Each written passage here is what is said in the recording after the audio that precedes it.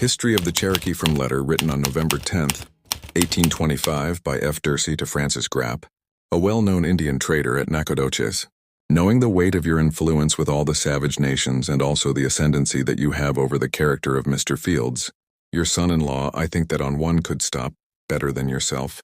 The great disturbance which is about to be raised by the Indians, whom you understand better than I say that you can distinguish yourself for the welfare of humanity in general, in making the savages understand the evils which await them in following the plans of Mr. Fields, and likewise causing Mr. Fields to be spoken to by his brother, who can prevail upon him to abandon a plan which will have no other end than that of destroying himself, and all who shall have the misfortune to follow him.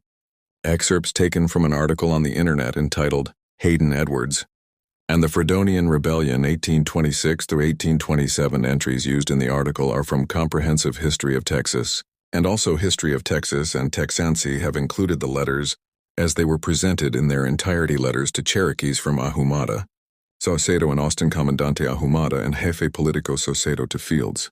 General Mateo Ahumada, the military commandant and the political chief Saucedo, addressed the following letters to Richard Fields, the Cherokee chief, for the purpose, if possible, of disengaging him from alliance with the rebellious colonists. If there should be any truth in Hunter's claim that Fields had in fact joined the revolt. Ahumada to Fields, San Felipe de Austin, January 4, 1827. Principal Depot of Arms in Texas. To Richard Fields, Chief of the Cherokees.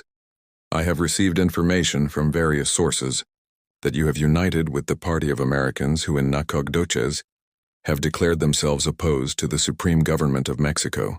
Relying, however, on the prudence and probity which you have justly acquired, I have not given full faith to this news, and have therefore thought proper to say to you that if you feel any sentiments of displeasure against the superior authority, I can assure you it has not been the intention of the government to neglect you in the slightest degree, and that they will listen with paternal love to any solicitations you may think proper to make, and will grant such as are not in opposition to the law. I am informed that in Mexico you were told to visit the state of Coahuila in Texas, and select the lands that pleased you for your settlement, and apply for them immediately.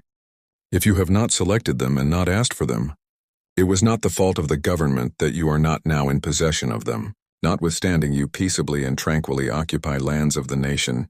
If you have since appointed other persons to represent your affairs in Mexico, and have not received the satisfaction you expected, it has no doubt arisen in consequence of your agent not carrying the necessary credentials, and consequently the supreme government doubted whether you really had sent them.